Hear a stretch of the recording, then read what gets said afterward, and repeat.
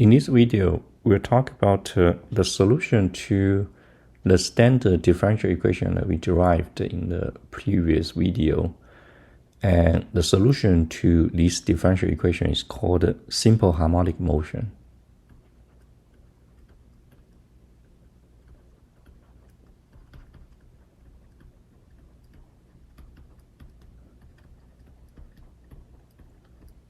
Now let's first recall the differential equation that we got for 4 different systems last time. The standard equation looks like this. The second derivative of a position x plus omega squared times x equals 0. And omega, depending on different systems, they take different forms. For the spring system, omega is square root k over m. K is spring constant. M is the mass attached to the spring.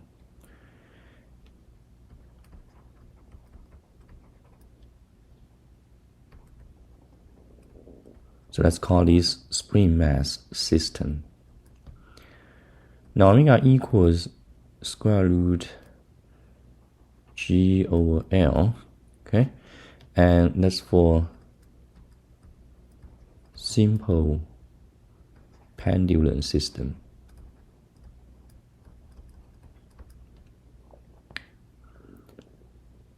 Now for physical pendulum system, then we get omega equals square root mgl over I, and that's for physical pendulum system. Okay, now L here is defined as the L is the distance from the center mass to rotation axis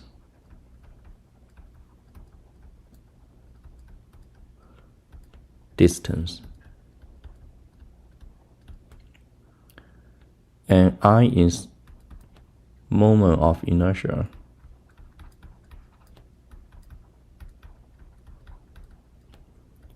around the rotation axis. Now in the simple pendulum system, the L there is the distance from the hanging mass to the rotation axis O. Okay, now G of course is gravity. Now the M here in the last equation here is the mass of the total mass of the object doing oscillation. So again, that's the standard differential equation that we're trying to solve. Now here we're going to pursue a solution without mathematical rigor. In mathematics, you need to, if you want to prove a solution, then you need to prove that the solution exists and then the solution is unique. Okay, so now we're going to just say that we kind of guess the solution, and according to the existence and uniqueness theorem in differential equation, we're going to say that it's unique. The solution we guessed is going to be unique. Okay, so now let's first look at the structure of this differential equation. So we get the second derivative of a function x. So remember we need to solve for x as a function of time. Okay, because x is the position vector, and then the t here is the time. That's the variable they're going to put in this function, and then we can use different times to figure out the different positions of an object. So that's the function we're trying to find. And so the function x has such a property that after second derivative, it goes back to itself, right? So it becomes a x again. So you can look this way. So that's the second derivative of the function, and then it go back to some coefficient, which is a constant, times this function again. And if we think about mathematical function that we learned in math, then it's probably just trig function that has this kind of property. So for example, if I take a derivative of, let's say, sine t, okay, without a proper coefficient, let me just check out some equations here. So if I take a derivative of that, I get cosine t. And if I take the second derivative of this sine function, then I need to take a derivative of this cosine function with respect to time, and that gives me negative sine. Okay, so you kind of have a function sine that if you take a derivative, then you go back to twice, you go back to the same function again with an addition of some coefficient. And that inspires us to do something here. So I'm going to say that the function x here is just a trig function, either sine or cosine. They will give you similar equations, similar solutions. And right now we're going to write down a cosine function, okay? So let's say now we find out the solution here is given by a cosine function. But what to put inside this cosine function? So remember, we have some kind of coefficient that we can assign to this function, and then later on we can use initial conditions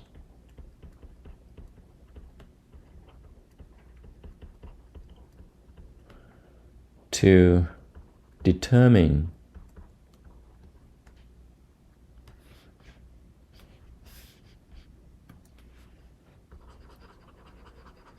those coefficients.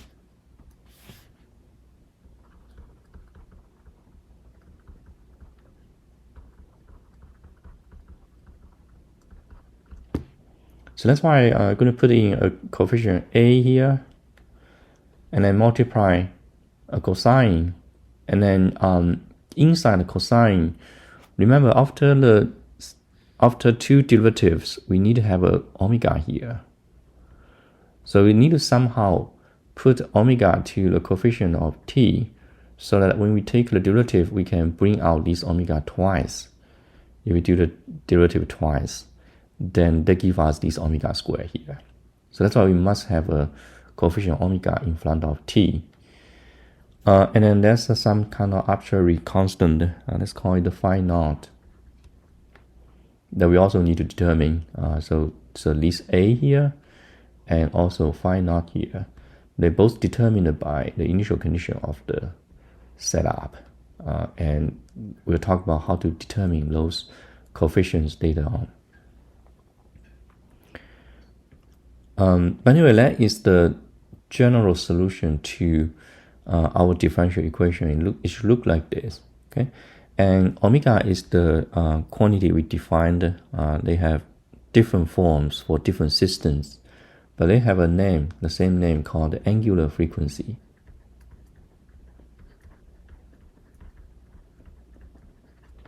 And angular frequency is determined by either restoring force or restoring torque. They have some coefficient there that appears here.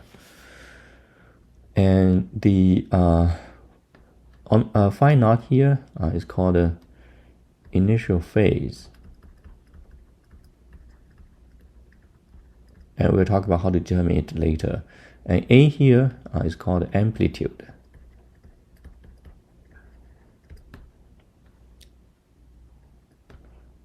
Okay, so now let's first look at some diagrams to see the meaning of these parameters, especially A, and then we'll talk about how to determine phi naught.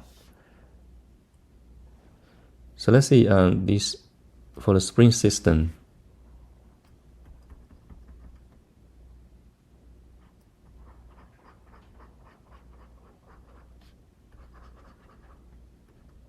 Now here at one instant, the mass m is at this location.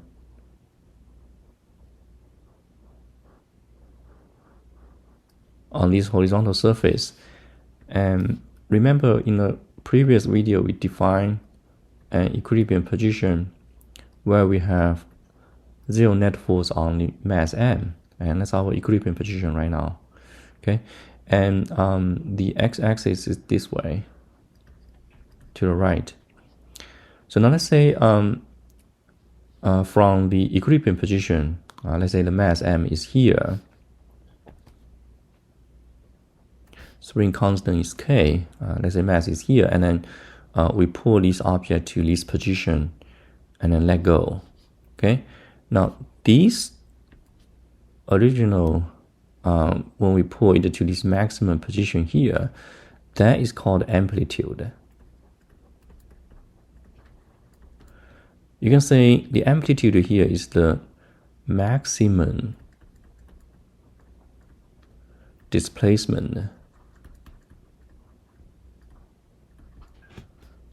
of the mass m during the oscillation.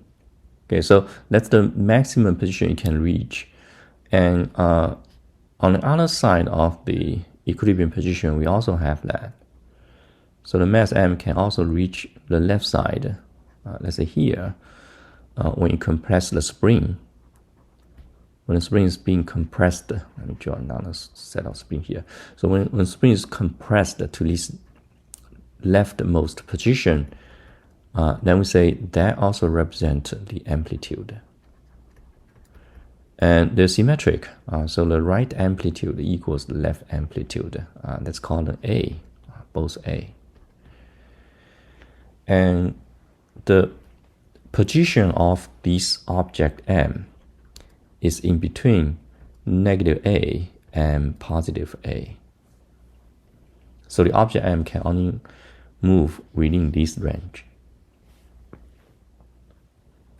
Okay, so that's the amplitude definition. So let me first write down this equation again. So x is a function of time given by a cosine omega t plus phi naught. Okay, so now we know the meaning of the amplitude a. So now think about the meaning of this omega here. Omega is called the angular frequency.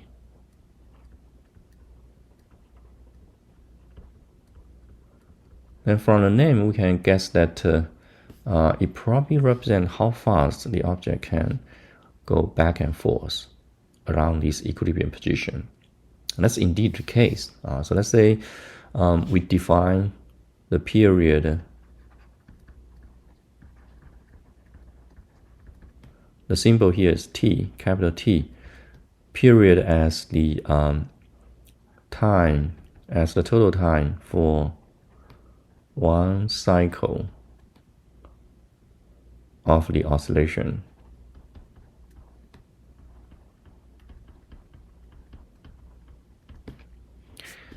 Then the frequency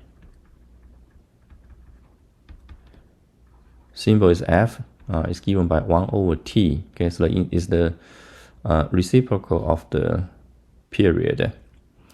And period unit, of course, is second. SI unit is second. So the frequency unit is per second. And we call that hertz. Okay, so name after scientist, hertz. So hertz means per second. And the meaning of that is the number of complete cycles, number of cycles per second.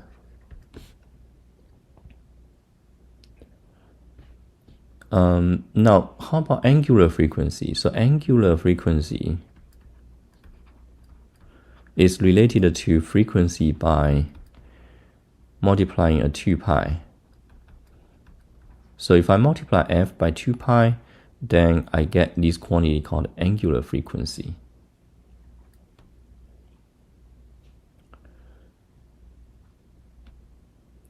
Now it turns out that for different systems we have different omega, and then from those parameters, you can actually determine the period and also frequency already.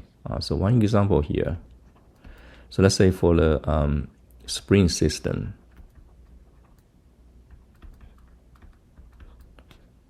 remember omega is square root k over m, spring constant over the mass m. Then we have frequency now due to this relation is omega over 2 pi. So we get 1 over 2 pi square root k over m as the equation to calculate the frequency of the oscillation. Now if you take the reciprocal of f, then we get t, and t is then given by 2 pi square root m over k. Okay, so that's the formula for calculating the oscillation period for a spring system. Now another example is the simple pendulum.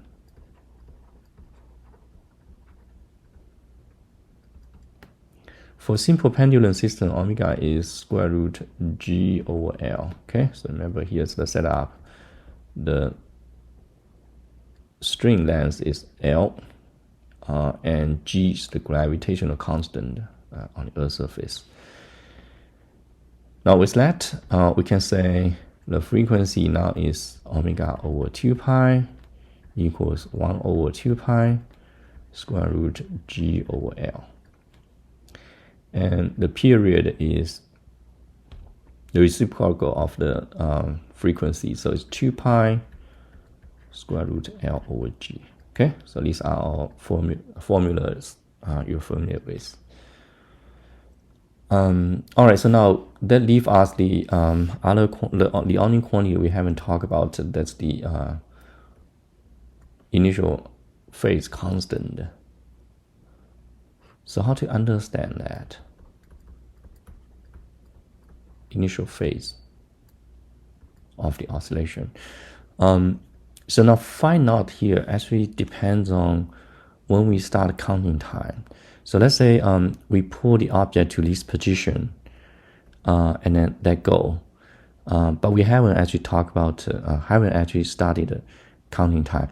Now let's say if the object, let's say, move to this position, okay, later on, after we release the mass m, and then we say, oh, now we start counting time, then that would determine a specific phi naught for this equation.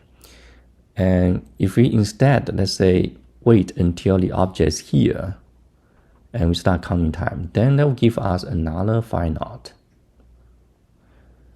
Now to see clearly what I mean here, let's look at some examples.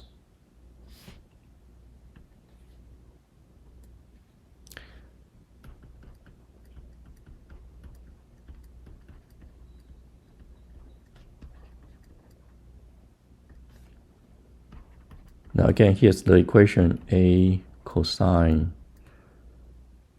omega t plus phi naught.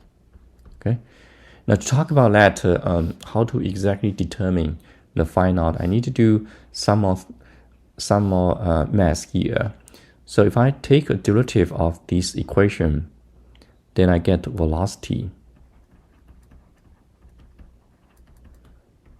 which we call Vx. Okay, it's given by dx dt, and we get from this derivative negative omega a sine omega t plus phi naught. We get that. And if we take the second derivative, we get the acceleration,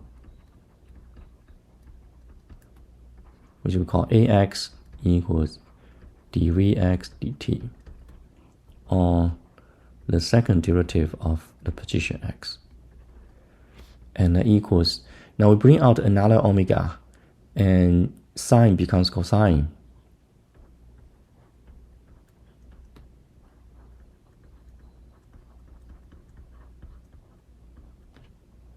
Now in fact, we can use the two derivative here to check the solution. So let's do that first, and then later on we'll start from there, talk about the initial phase. So if I remember the equation that we started out is this equation, that differential equation. We need to prove that it equals 0 here for the left side. Okay, so now the second derivative is this ax here. So let's plug this in.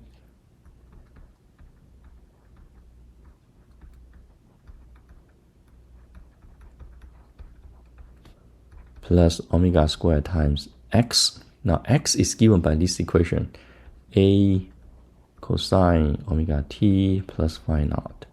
Okay, so that gives us exactly 0. So that's why we say that is the solution. Okay, but again, we know now the velocities expression and also the accelerations expression, they're important in determining the value of initial phase. So let's look at some setup here. Initial setup. Okay, so now we have a spring, right? And here's the origin O, and that's the x-axis. Now I'm gonna say we start counting time when the object is here at the origin, and then previously we pull the object to the right side and then let go. Now we wait until the object here now is moving this way. The velocity is this way, okay, at this instant. And we say that is t equals 0 seconds. So now let's see what kind of phase we have here. First, we can say when I plug in t equals 0 seconds, the position x must be 0 at this location, right? Because it's passing the origin, the equilibrium position. Now the velocity here must be negative because it's pointing left. The velocity is pointing left, so that's why it must be negative. These are two conditions we're going to use. And for the first one, if I plug in t equals 0 seconds, I get x at 0 seconds equals a cosine phi naught. And then we say that equals 0. So the solution that can give us 0 here between, let's consider the range of phi naught between negative pi and positive pi. Think about this range here. Then we can see phi naught here equals, if cosine phi naught equals 0, then we get plus or minus pi over 2. So we must have either a positive 90 degree or a negative 90 degrees. But there are two solutions here, so we need to narrow down to just one solution. That's why we need a second condition. The velocity at this instant is negative. So let's look at this equation here. That's the velocity equation. So we must have, when t equals 0 seconds, the velocity here is negative omega a sine phi naught need to be negative. And because of this negative sign, so we must say sine phi naught need to be positive. Now we have two solutions here, plus minus pi over 2. Now if I plug in positive pi over 2, I will get a positive value. If I plug in negative pi over 2, I'll get negative 1, negative value. So that's why I can only pick positive pi over 2. So that's why it's totally determined now, the initial phase. So we can say the equation is given by a cosine omega t plus pi over 2. Okay, so that is our solution that satisfies this initial condition. Now for comparison, let's say we do the same thing. Let's say we have a spring system and then we went until the object is moving the other way. So here's x and that's the equilibrium position. Now, right at this instant, velocity is positive. We went until the object go to the left side and then move back toward right side. And at this instant, when it passed the equilibrium position, we say t equals 0 seconds. We start counting time. Now for that, we still have the first equation true. X must be 0 here. And then we have two solutions, plus minus pi over 2. But we also must have the velocity at this instant being positive. Now in that case, we need to pick the negative sign. Now in this case, we must have x equals a cosine omega t minus pi over 2. Okay, so I hope that makes sense that the initial setup or initial, when we call t equals 0 second, that position is very important in determining the coefficient phi naught in our expression. And that's all for this video. Thanks for watching.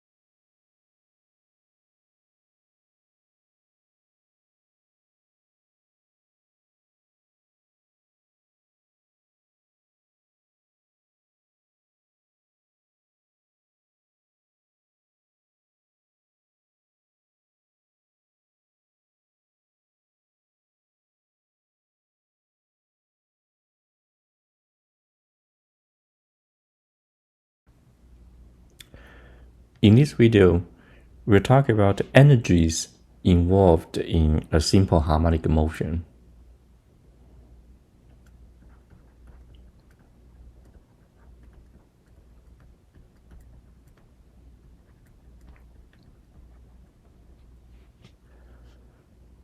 Let's take spring as an example.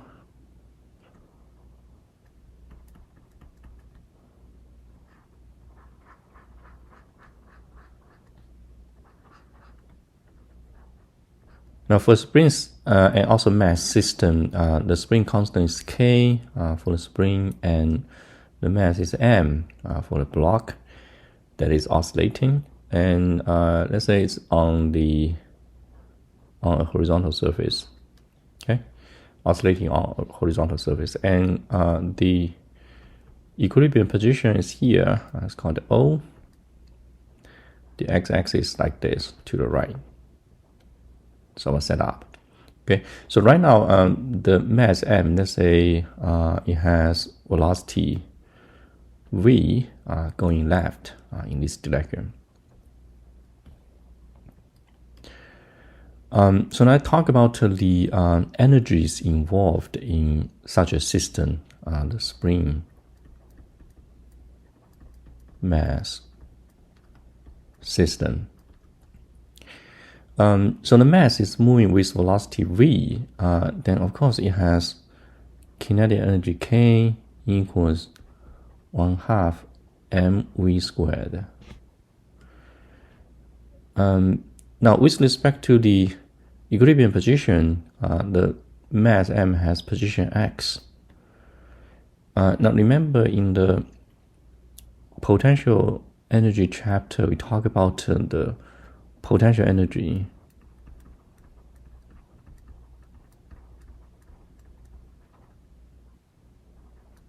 for a spring, and we said that if the spring is stretched by let's say length x with respect to its original length, or the equilibrium position in our case here, then the potential energy is given by 1/2 kx squared. Okay, so that's the U here. Then we can add up the total energy here, K and U, and then we call that total energy of the spring mass system.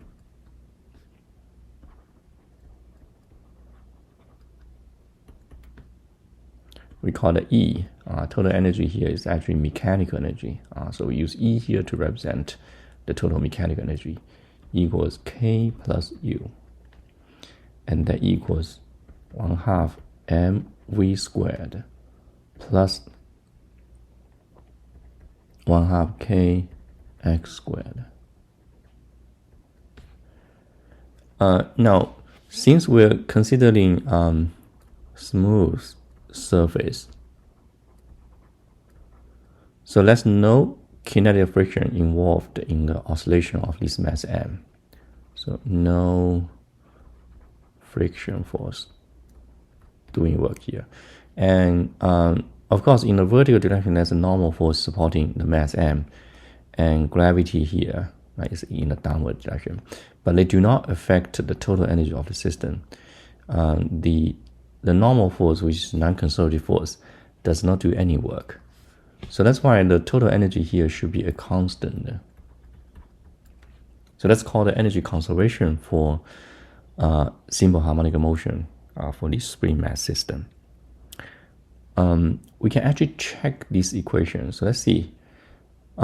We know x equals a cosine omega t plus phi naught. That's our general solution to the differential equation that we talked about in the previous video. And the velocity is negative omega a sine omega t plus phi naught. Okay, so now let's see what kind of equation, what kind of result we get here if I sum up these two terms. So the total energy now equals 1/2 mv squared, so that's 1/2 m. V squared is this term, right? So we get omega squared a squared sine squared omega t plus phi naught. And then plus 1/2 k times x squared. X squared is this term squared, so a squared times cosine squared omega t plus phi naught.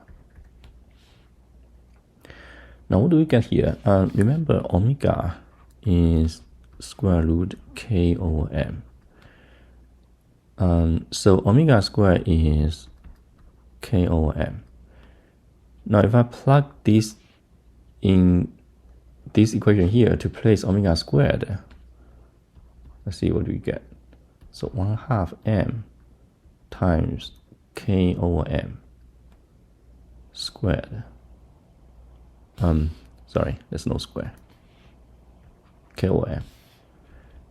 And then multiply a squared. Okay?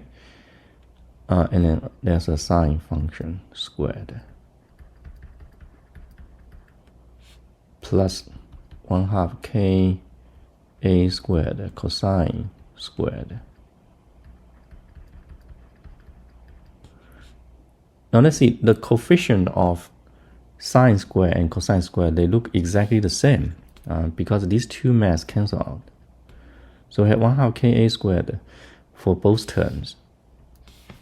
So that's why we can pull out this common factor and then group them, the remaining terms together. So we have sine squared plus cosine squared.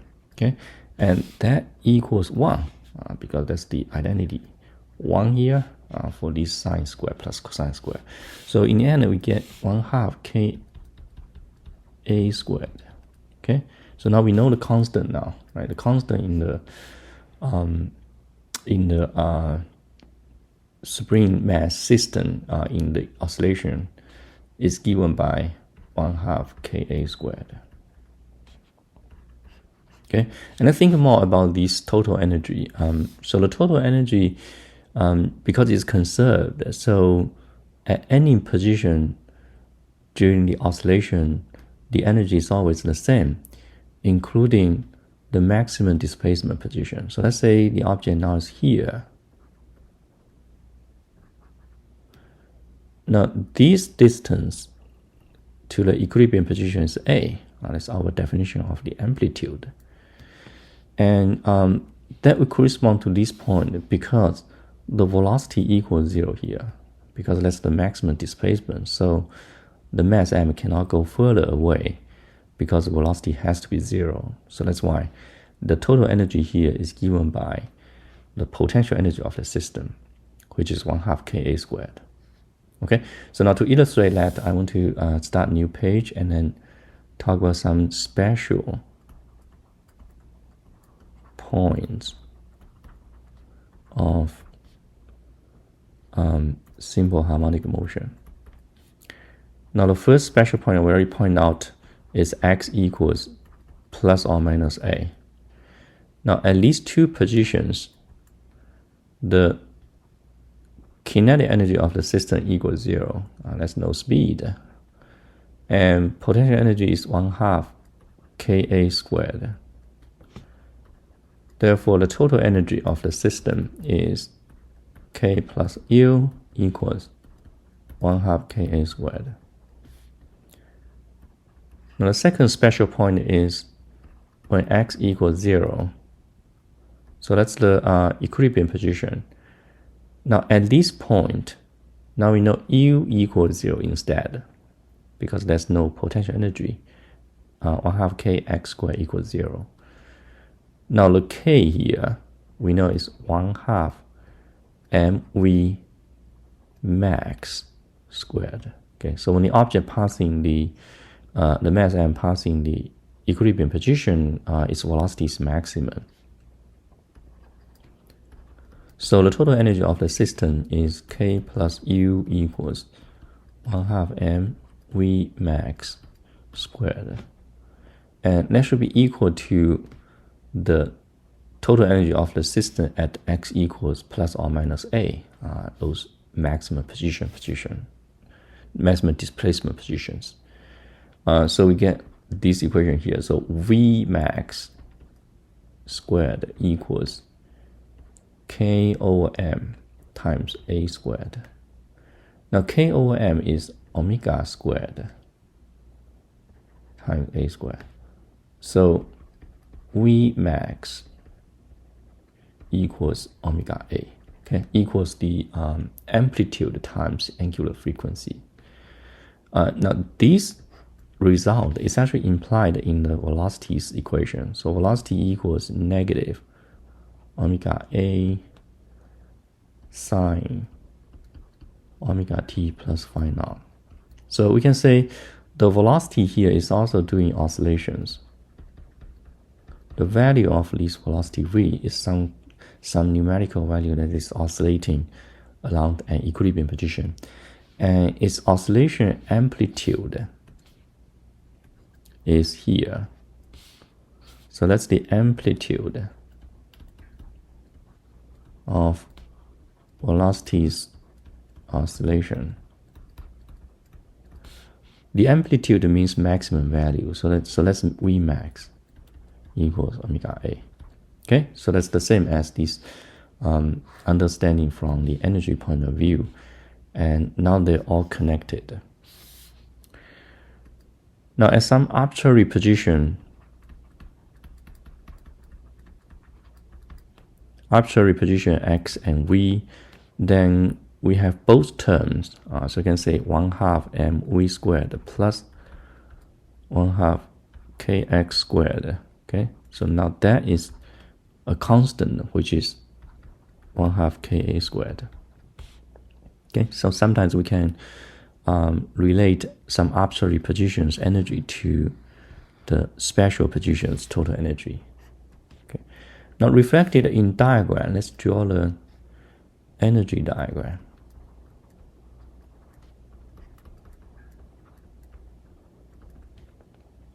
For the simple harmonic motion. Then we know so let's say these vertical axes represent energies, and horizontal axis is the position x. Now for the equilibrium position O, that's the origin O here, there's no potential energy U. So potential energy must be, use a different color here, must be 0 here, going through here. And at point positive A and negative A, they're both maximum. So that's why we have this parabolic curve.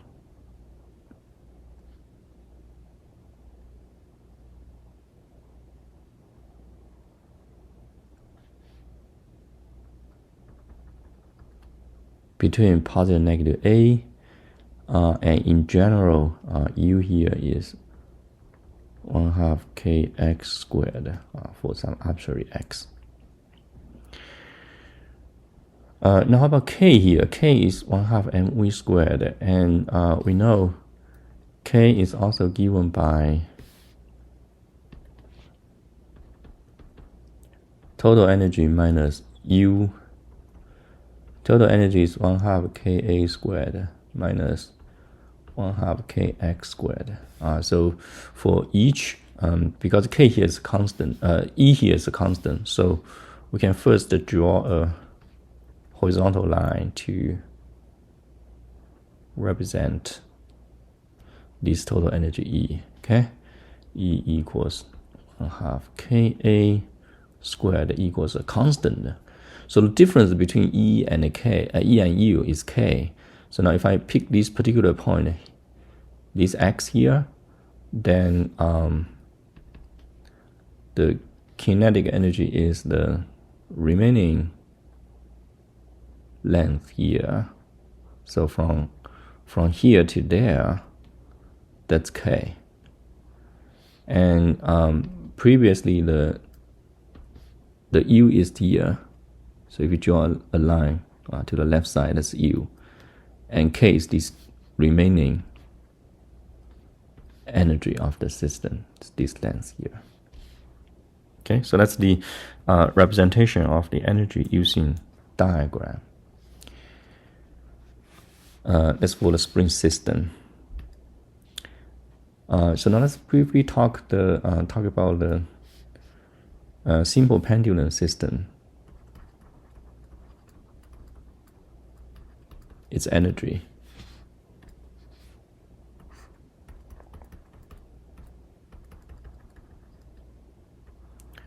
So there's a string with length L, and then there's a mass M attached to the string, and right now the angle is theta. Okay. All right. So now let's say because write down the kinetic energy is easier. So K is 1/2 m v squared, right? And then let's say right now the velocity, let's say at this instant is v. Okay. Now we need to write down the potential energy due to gravity. Now to do that, I need some reference point. And let's say when the mass swing to the bottom here, and we're going to set that as the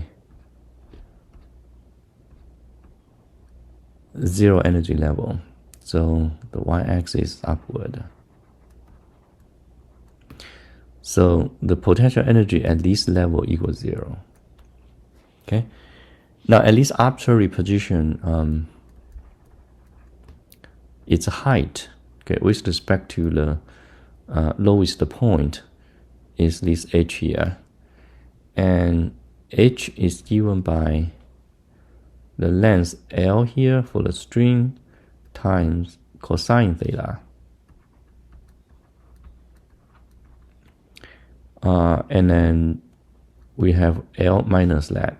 Okay, so let me rewrite this equation. I forgot. I need to do the subtraction. So it's L minus L cosine theta. Okay, so that's the height h.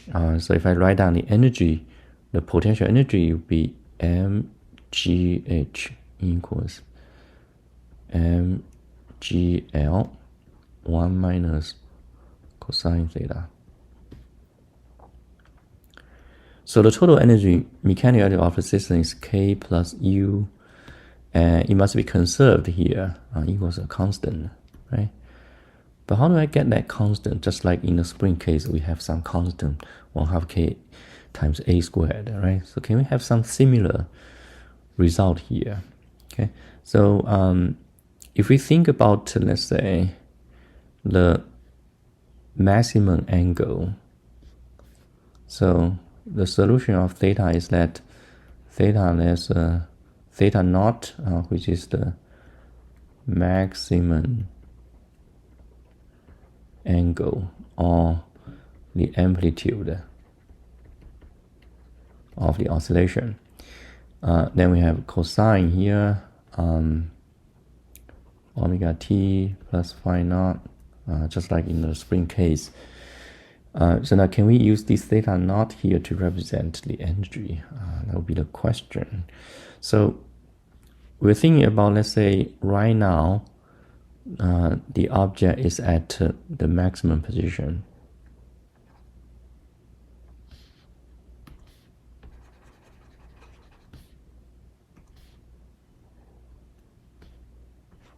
Theta naught. Now this height would be the maximum height, right? So we write down that maximum height equals L minus L cosine theta naught. Okay, so now we assume that the theta naught is small. Then cosine theta naught can be expanded using this formula here. It's the Taylor expansion in math, and we're keeping the second order here. So we get L 1 minus cosine, right? So 1 minus cosine becomes 1 minus 1 plus 1/2 theta naught squared. So we get 1/2 L theta naught squared here.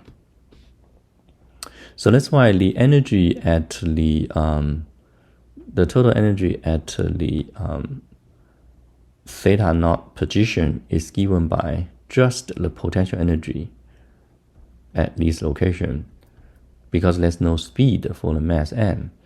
So we're going to get mgh naught equals 1/2 mgl theta naught squared. So this 1/2 mgl is like 1/2 k. So this one is like k in a spin system.